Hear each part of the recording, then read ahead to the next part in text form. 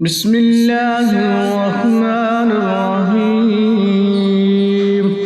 اللهم صل على سيدنا محمد وعلى آل سيدنا محمد صلوات تنجنا بها من جميع الأهوال والآفات وتقضي لنا بها جميع الحاجات وتطهرنا بها من جميع السيئات وترفعنا بها عندك أعلى الدرجات وتبلغنا بها أقصى الغايات من جميع الخيرات في الحياة وبعد الممات.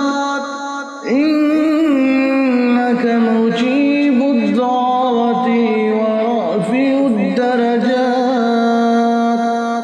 ويا قاضي الحاجات ويا كافي المهمات ويا دافع البليات ويا حل المشكلات. أغثني أغثني أغثني يا إلهي إنك على كل شيء قدير. اللهم صل